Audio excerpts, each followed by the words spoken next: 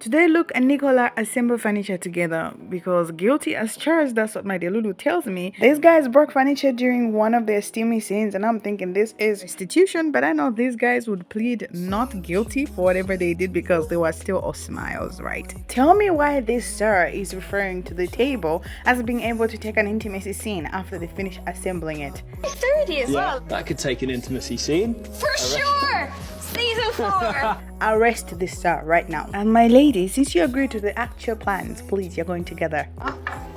Luke, if the acting doesn't work out, we could have like, a business this is where it. people's houses and build their IKEA furniture.